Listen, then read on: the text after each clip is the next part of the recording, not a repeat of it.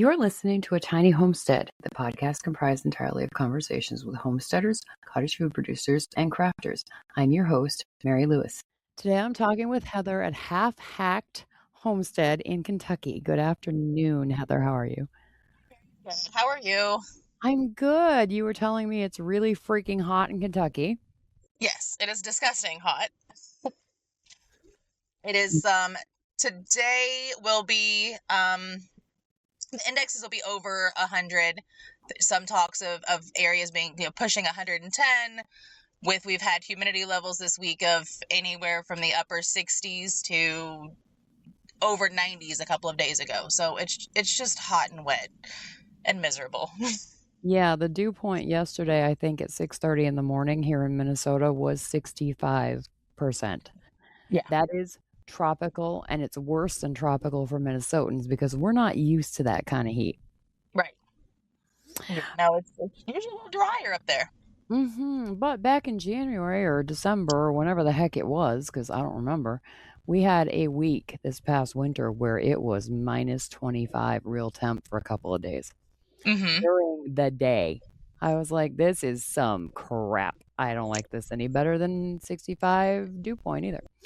So we love spring and we love fall in Minnesota because the weather is temperate in those two seasons. I wish Kentucky had more of those. We either have hot season or mud season. Mm-hmm. There's really not a lot of in between. We have allergy season and we have cold season. That's why Minnesotans sound like they talk through their nose a lot.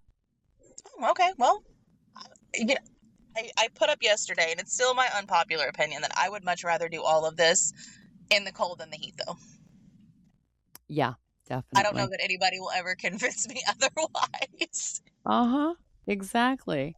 All right, so I have to know, why is it called Half Hacked Homestead? Well, a couple of reasons. One, my initials are HAC. Oh, okay, yep. So if anybody ever sees me referred to as Hack, that's me. The other thing is, when I first started this adventure, I was actually a hotel manager. I have almost 20 years in hospitality and, corporate structures and things like that. And so when I started, I really didn't have a lot of time. But that business side gave me a lot of experience in working in systems and developing efficiencies and really analyzing, listen, data and systems and all the things that go into how things operate. And so because I was only able to focus on my personal life about half the time, everything just kind of became half-hacked, and it became a running joke because sometimes, I do things that are unconventional or a little, you look at it sometimes and you're like, what the heck is she doing now? And it's half-hacked. I love that. That is brilliant. All right, so tell me a little bit about yourself and what you do at Half Hacked Homestead. So obviously, in the last few years, I have left the corporate life, and I work part-time retail now just to support some of the things. My homestead does support other parts of it with different things, but I have an entirely too many amount of animals right now, and more on the way. So I think my latest count was about 82 animals. Wow. How much land? 5 acres. Oh, you can handle that many animals. That's okay. Yes, I can. Most of them are chickens, rabbits. I got meat rabbits, Rexes, back in December, which was very exciting. And then just a couple of months ago, I got started on my quail. So Awesome. I have the quail, the rabbits, the chickens, and then of course, there's the outdoor cats, and there's a couple of dogs, and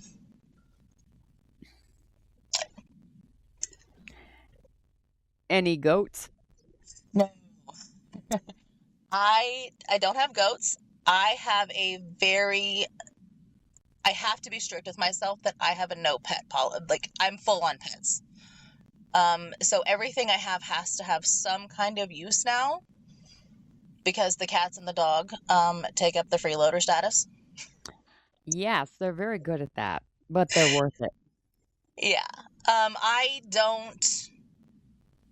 don't foresee myself wanting, I don't like goat meat, and I don't see myself wanting to raise them for dairy because I don't want to have to worry about keeping them in kid or milking them several times a day.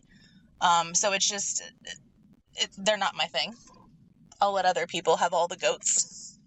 You are a homesteader who knows her limits, and I'm proud of you because there are a lot of homesteaders who get into this and they're like, I want all the animals and all the produce and all the fruit trees and all the asparagus and all the strawberries and all the rhubarb. And you cannot do that unless you have like a whole team underneath you to help. Right. And fortunately, I have met some wonderful people out here in Western Kentucky who do have the goats and the dairy animals and the pigs. And we have created this wonderful bond and network of people. So we don't have to do it alone. Right. And that's really smart because many hands make light work. Absolutely. All righty. So, how is your rabbit adventure going? Because our rabbit adventure lasted a year. It did not go well. That's why it lasted a year. It's going really well so far. And like I told you, I tend to do things that make people go, oh man. And that's, I have a colony set up. Mm-hmm. And so I started out with a trio with 2 does and a buck. And they have now, I'm on my 3rd litter from each one. Nice. And there were some challenges. The very first litters that I had, I didn't quite know they were pregnant because, again, being in a colony situation, I don't have them separated. Right. So I didn't know that they had come of age and that they were about to kindle until that week that you were talking about, where it was negative in Minnesota. It was also pushing 0 here. Mm-hmm. And of course, that's when they kindled. Of course, because that's how Mother Nature is. Exactly. So first-time mothers didn't pull enough fur. They didn't know what they were doing, and I woke up and I went, "Oh, there's babies." So did you make it? Did you manage to rescue them?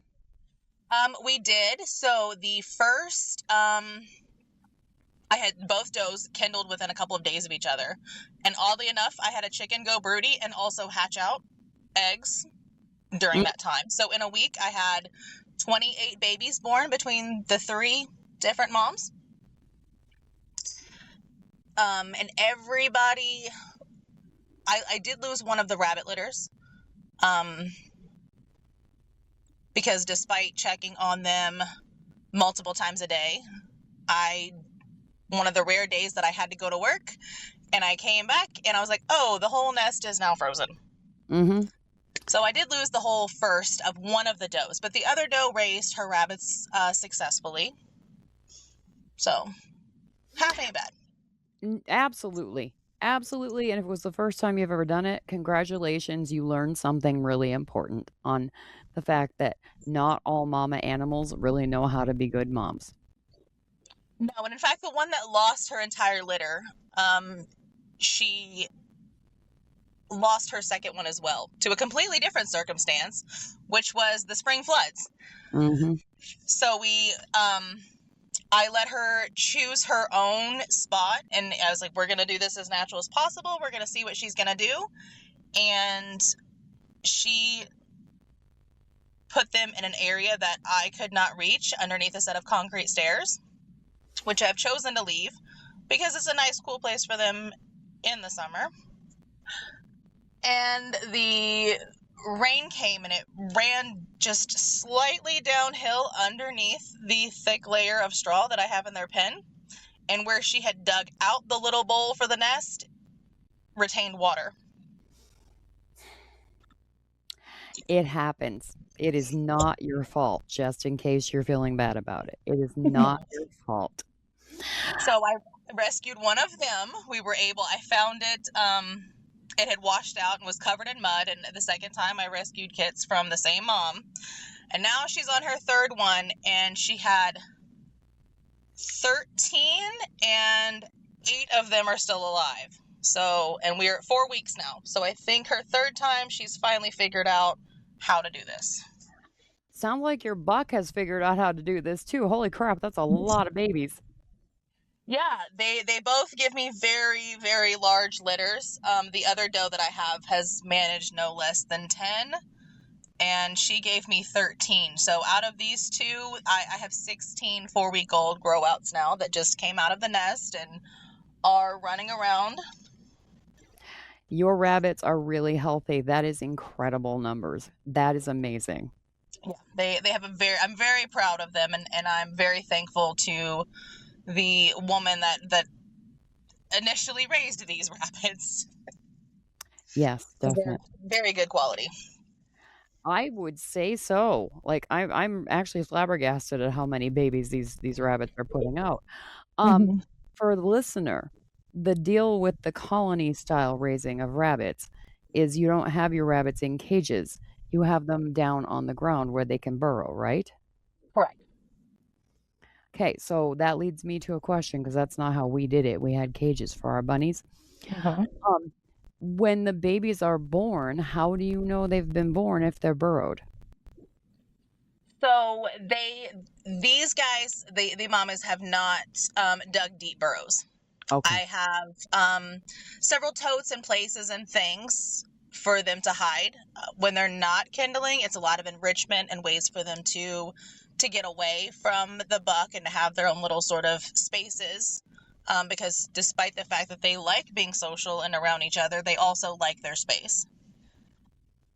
So Kinda that's like where they tend to build their nest at, is in these totes. okay, so you can get to them.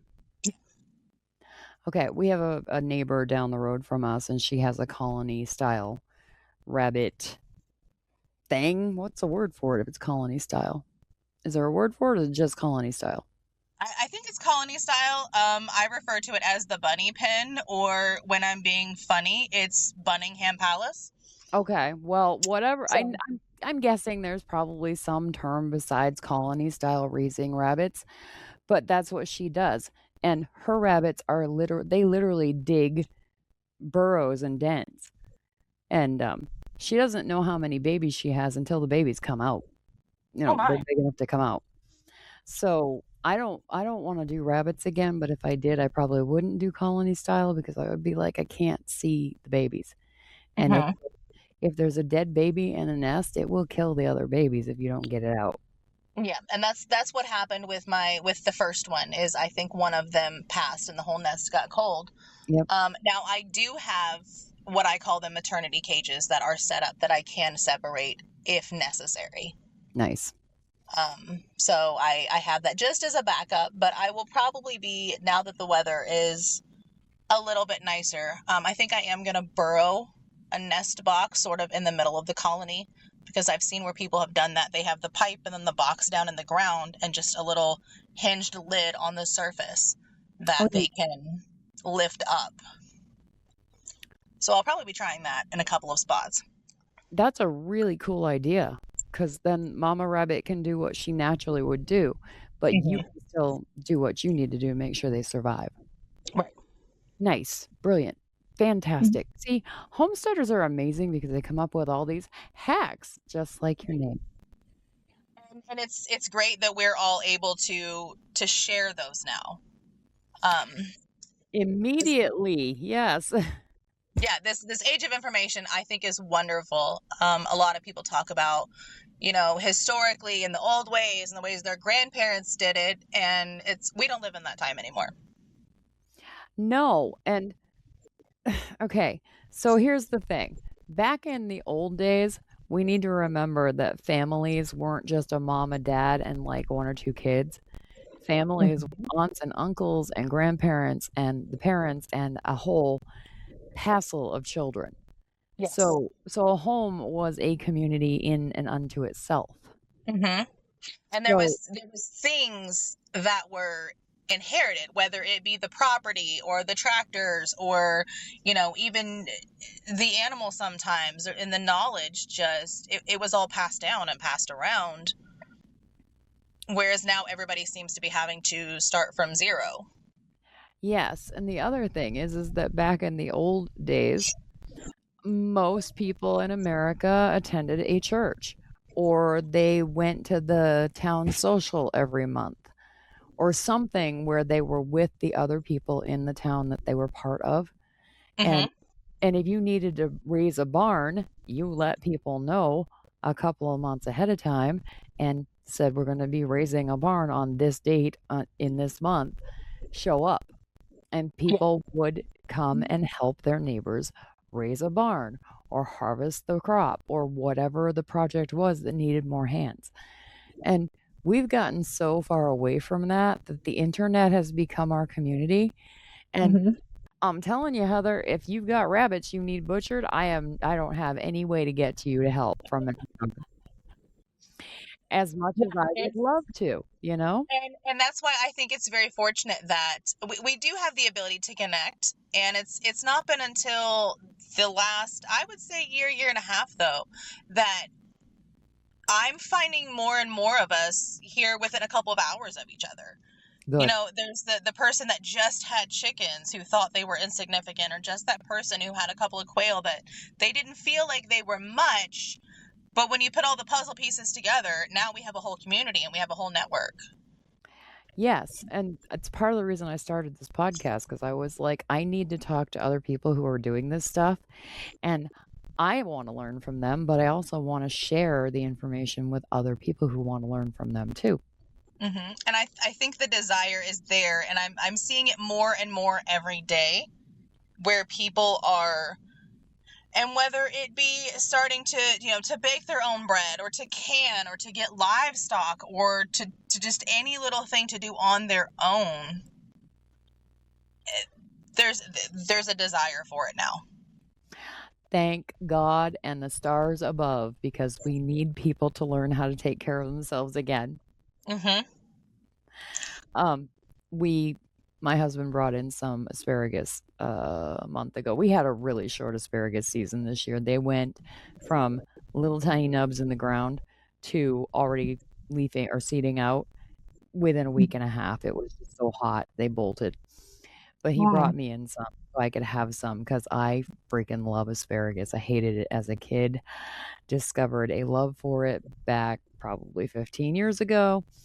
And this is the 4th year on our asparagus patch that we put in.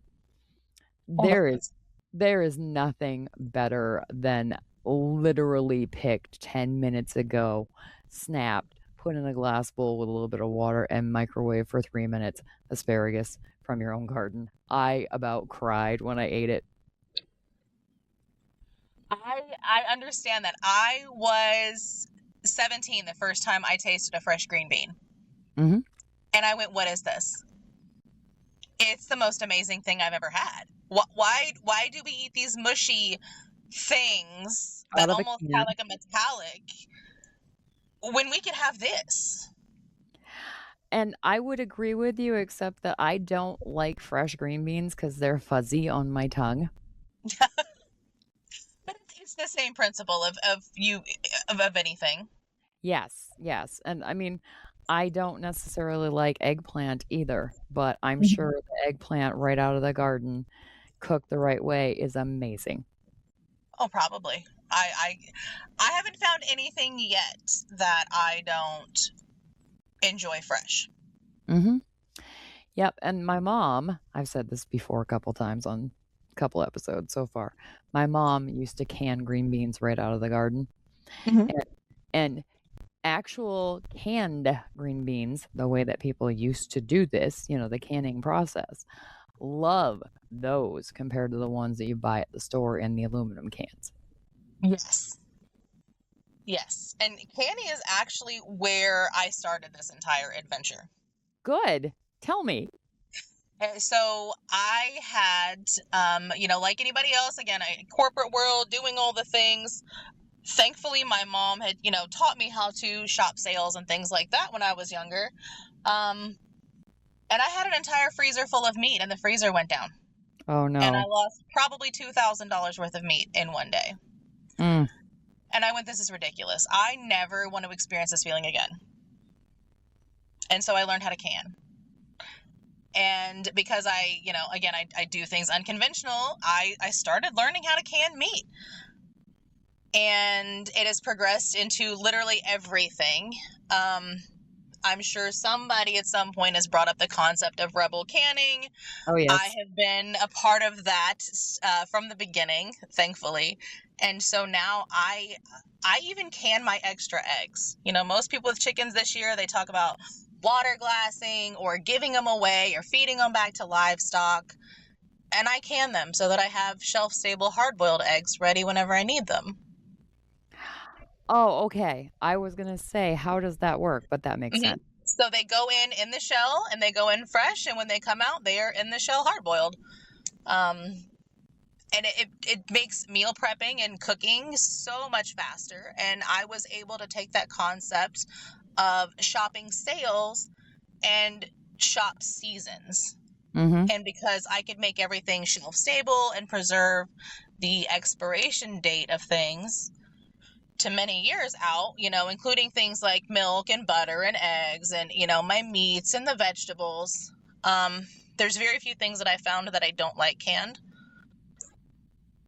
But it allowed me to start almost this little investment snowball into my life, which was you buy things seasonally. And yes, it looks crazy going and buying, 100 pounds of potatoes when they're cents a pound. But then I didn't have to do that for the rest of the year. And I was able to take that money that I saved and sort of reinvest it back into myself and into my pantry on something else. Yes, and that is not crazy. That is smart. And so now that has turned into, I think I started learning to can in 2013 or 2014. Yeah. Very and so nice. now that's rolled into me having 82 animals. You're doing all the things. You are definitely a homesteader. I looked at your Linktree thing on your Facebook page, and it says consultations. Do you teach people this stuff?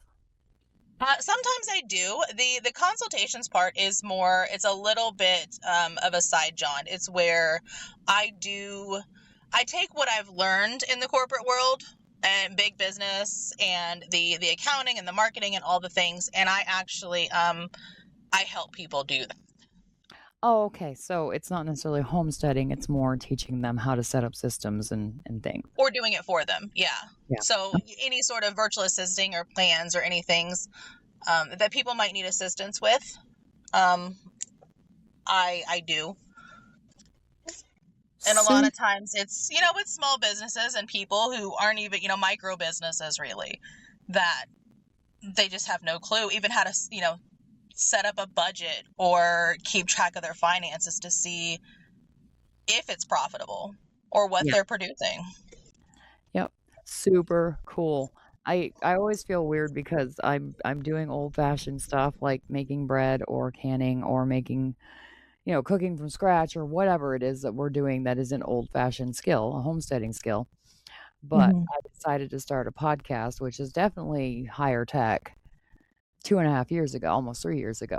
And I always feel weird because I'm like, okay, I'm going to go make dinner here in 2 hours and it's going to be pasta with a garlic sauce. But I'm sitting here talking to you and you're in Kentucky over a computer. It's just crazy to me. It's awesome. I think it's fantastic. And I said, I think it opens up a lot of possibilities for all of us to learn how to do things. There is somebody on the internet who will teach you literally anything you want to know. Oh, yes, absolutely. And whether that's over the phone, over Zoom, just through videos they've posted. What a time to be alive, Heather. I swear to God. It is so cool to me because I am so curious all the time. Had the internet been what it is right now, when I was in high school from 1984 to 1988, I would have ruled the freaking world by now because I would have ingested every piece of knowledge I could have gotten my eyeballs on. It is, as I'm a very curious person, obviously, and there's almost too much some days because where do you start? the executive dysfunction kicks in sometimes. So there's so much information that where do you start? But if it wasn't for the internet being what it was, I wouldn't be here because Right. I'm self-taught in my canning. I taught myself how to crochet and how to knit and how to spin wool into yarn. And I had never seen a live chicken until I got them that day. I had never seen a rabbit until I got them.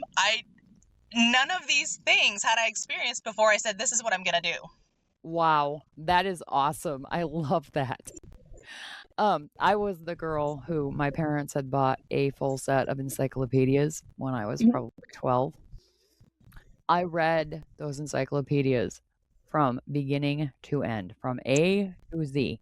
You and me both. I had the entire 28 volume Britannica set. Yup, I was like, I didn't even know they were going to get them. And I don't know if they bought them new or somebody had a set, but they were within a year of printing, that year. And they had them on a bookcase at the end of the hallway outside our bedroom door. And if I didn't have a book, I would just go grab one of the volumes and just sit down and read it. And my mom said to me one time, she said, "So what have you learned?" And I just grinned and said, "Everything." Yeah. Good. The most random, useless, you are wonderful at trivia information you could ever. It was so fun. And I thought then, what a time to be alive. But man, at 56, I'm like, what a time to be alive. This is amazing. It is incredible. The information out there, I said there's always somebody to teach you how to do things, which I think is fantastic. Because coming into this, and obviously I live in a very big agricultural area. The county that I live in produces the most wheat in the state of Kentucky. It's big ag, a lot of big players here. And in my retail job, they come in and I talk very openly about everything I have going on, because I found the more you talk, the more it opens up dialogue and conversations. People get curious, they ask questions. And in some instances, some of these old farmers come to me with criticism and they say, that's not how you do it, or you can't do it this way. And I just say, watch me. Yeah. And then they come back later on and they're like, yo, how's that going? Or how's this going? And a couple of years ago, I looked at one of these who he'd kind of been lightly mocking me in a playful way for most of the summer. And I said, my little 600 square foot garden that I have, which started as solid clay, they had excavated the topsoil off, has produced 750 pounds of produce this season. And he went, what? I'm over a pound per square foot. Yeah. Without bringing in anything extra as far, I didn't haul in topsoil. I didn't haul in compost. I didn't use all of these synthetic fertilizers and things. It can be done with a little time and effort. What did he say after you told him that? He didn't have much to say. He just said, wow, good job, kid, and kind of walked off. Oh, so at least he complimented you. That's good. Yeah, he kind of did. And I was like, yeah, don't tell me I can't do something again, because those are like fighting words to me. Yeah. When you tell someone like you can't do that, the answer from you is always going to be, watch me. And keep doing that, because I'm going to quote my dad, but I'm not going to use a swear word. My dad used to say, opinions are like buttholes. Everyone's got one. Yeah. The only opinion that is worth anything in your case is yours. Absolutely. And if I can do it, other people can too. Yeah, absolutely. And it doesn't take a lot of money or things. You just got to get really creative. Yes, and creativity is fun. That's why people end up being actors or actresses or musicians or singers or artists or, I don't know, fiber people who make clothing. It's fun. And it's also hard, not Taylor Swift did not become Taylor Swift by just like opening her mouth and singing. There's a lot of work she has done. And There's the sweat equity. yeah, and I use her as an example because there are so many little girls in the world who just idolize her. And I'm really hoping that the parents of these little girls explain to them how much work has gone into making Taylor Swift who Taylor Swift is. Mm-hmm. Well, I'll tell you something that really gets a lot of people when I talk to them on this topic is, and my data is outdated. I've looked up the current, but at the time when I started, really, which was about 2019, Yes. I sat down and I looked up on all of the government websites and I said, how many hours a week do I have to work for somebody else just to feed myself? Mm-hmm. And the answer then was about 10. 10 Yep. hours out of a 40-hour work week, which is, our standard full time. 10 hours, it's an entire day of working for somebody else to buy food. Yes. And I think that was assuming, if you look at I used the median numbers instead of the averages. The median was that the median household spent, $400 a month on groceries and made $30 an hour. And I live in a very poor state. I made 12. So if $30 an hour got me 10 labor hours, my wage is half of that. Right. It cost me 20 hours of working for somebody else just to eat. I'm glad that you brought that up because I wanted to jump in and say I just saw yesterday on the news that the inflation rate for the month of May was over 4%. Yeah. And I'm assuming that's on everything because that was a government number that they were reporting.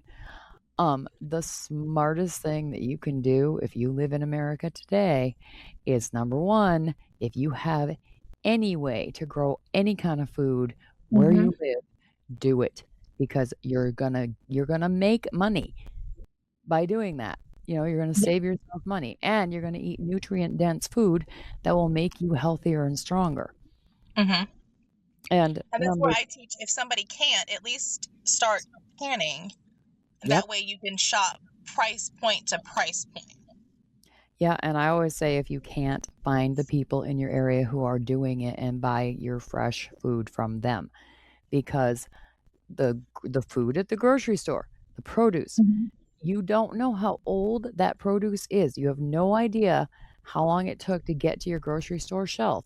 And every day from the day that produce is picked or harvested, you lose the nutrient density of that produce.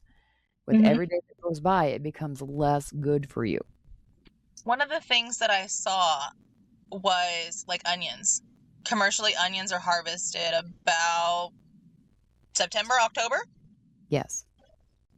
So if you were buying them in the summer, those have been sitting in storage since the previous fall. Well, I think it depends on where the onions were grown as well. Majority of them are, those things are sitting in storage in a lot of instances. Yep. And it's kind of crazy, but I just can't imagine spending, and now I'm sure it has to be even worse if I were to look at the actual median numbers of what the average person spends on food and what the income ratio is. Even with everything that I do with my garden, and I'm building a food forest, my plans for about a half an acre food forest, which is going to be super fun. And I have the livestock animals. They're small, but they're there. They'll produce a lot of meat for me, enough that I need. I can't imagine that taking 10 hours of my week, 20 hours of my week. And that opens up free time to do more. And to actually live and experience my life versus being somewhere making somebody else $100 for every hour they want to pay me 10. Yes, and you're enjoying the work that you're doing at your home. Which is because there's nothing more fun than going and hanging out and a mass of 30 rabbits all hopping around and wanting your attention. Yes, and even the hard, yucky work, like mucking out the freaking chicken coop, it doesn't take that long, and I always think that once you do the cleanup work and everything is back to spruced up, there's such a I don't know, there's a word. Number 1, satisfaction, but joy Mhm. in knowing that you have given your critters a nice place to live again. Absolutely. Which is where a lot of us, especially around the online homestead community, raising meat for food, as people really get upset over the rabbits. They get very upset. But it's hard. Raising meat for food is hard. Yeah. We know from the time it's born what is going to be, and we're still out there in the middle of the night bottle feeding babies, trying to save rabbits, dealing with chickens who just want to drown themselves or escape and you get eaten by the pack of coyotes down the road. We're out here at all hours doing all these things knowing that's what's going to happen. That's the end goal, yeah. But all of us also know that we are giving our animals and our quality so much better than industrial commercial livestock operations. Yes, and you were saying that's really hard, you get a hard time about rabbits.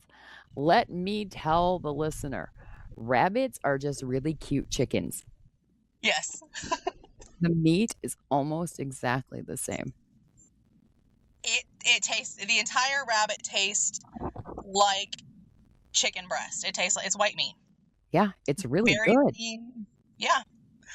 But everybody looks at them as these cute little pets, and they absolutely can be.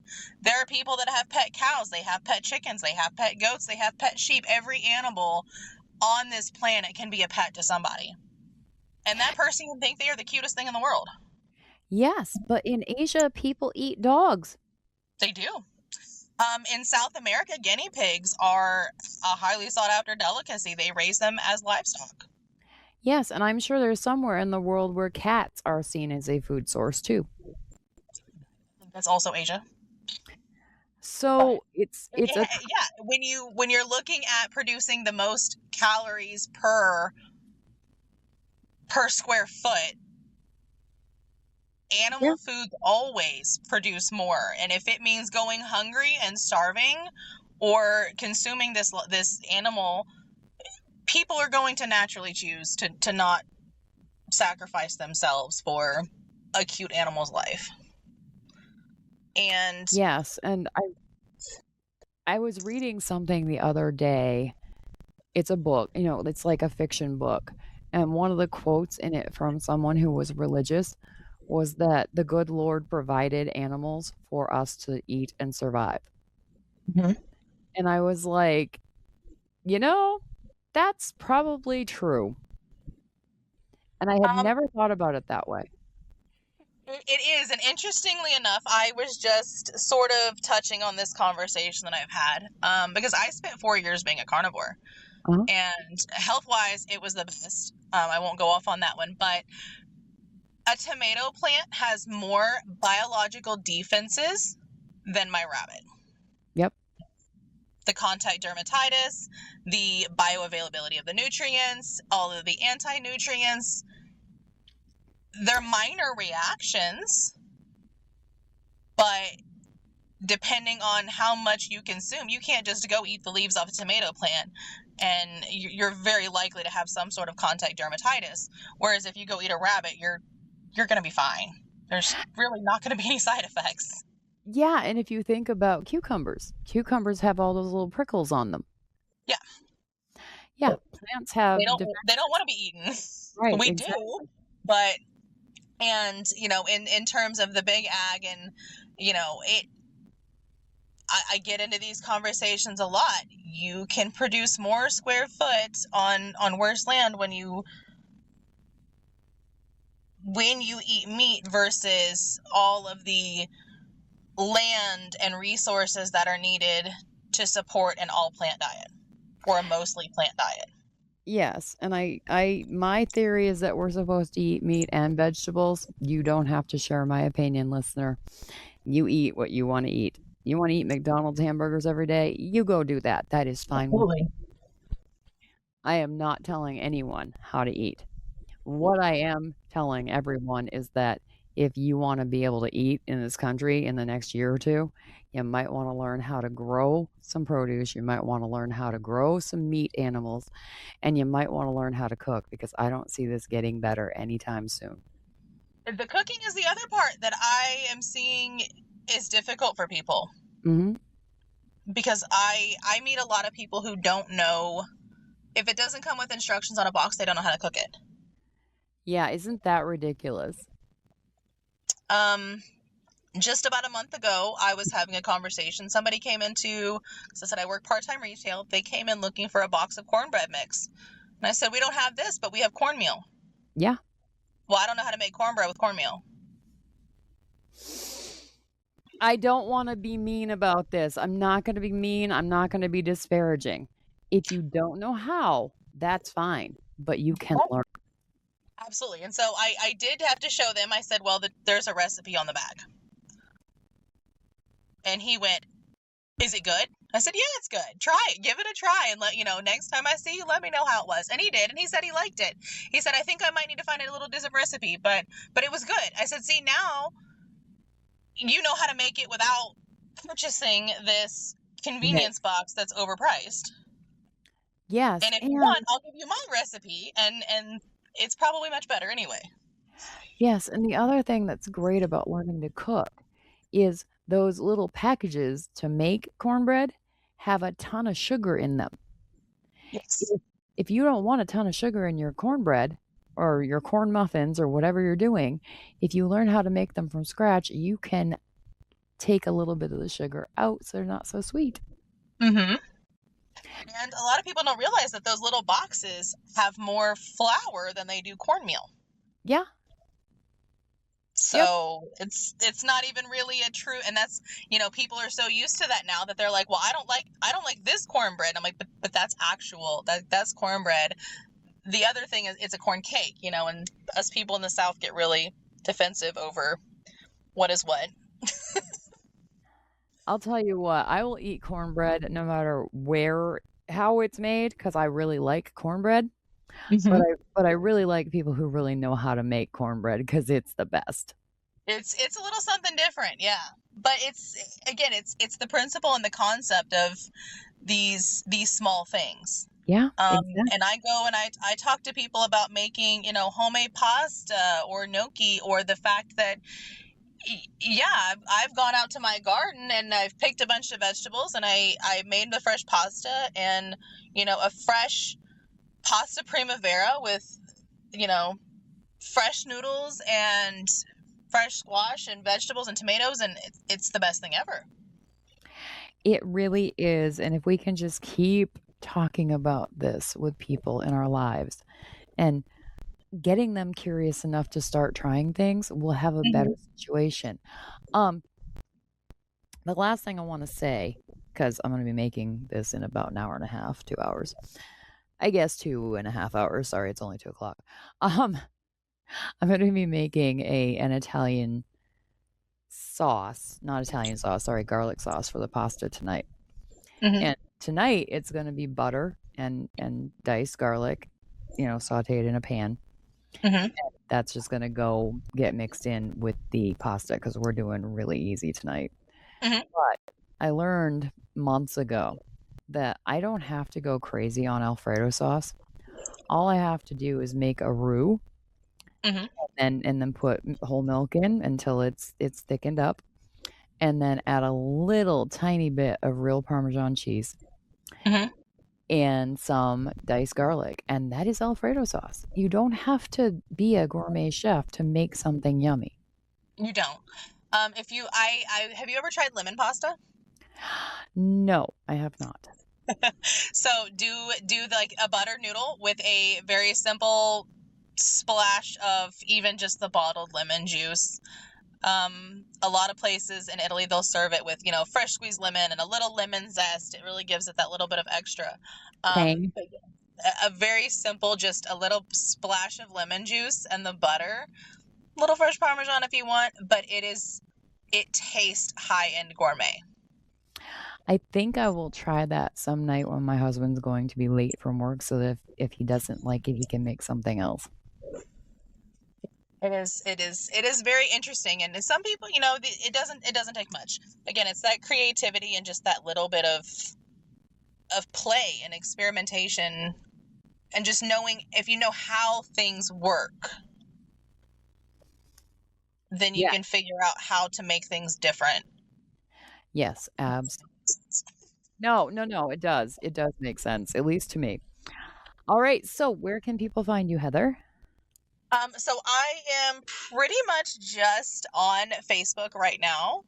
I am in the process of building my own website because some of my adventures are taking me in places that social media does not like. Okay. And so we'll be I'll have my own website here. Hopefully, in a few months, I'll have it all completed, but who knows what the same. Yay, I wish you luck with that. I love websites. I hate building them. Yeah, it's been interesting. But there's an entire piece of this closed loop system of my homestead here that nobody likes to talk about, and they don't like to deal with, but I find it to be absolutely critical, and social media does not like waste products and end products, or what people would assume are waste products. But we make use of every part of everything that we can. So from the snout to the tail. Absolutely. Right. And everything in between, literally. Good. Awesome, because we have gotten away from that too, and that's important as well. Mm-hmm. All right, Heather, thank you so much for your time. As always, people can find me at a tiny homestead podcast.com. I hope you have a great day, Heather. Thank you. Thanks, Mary. You too.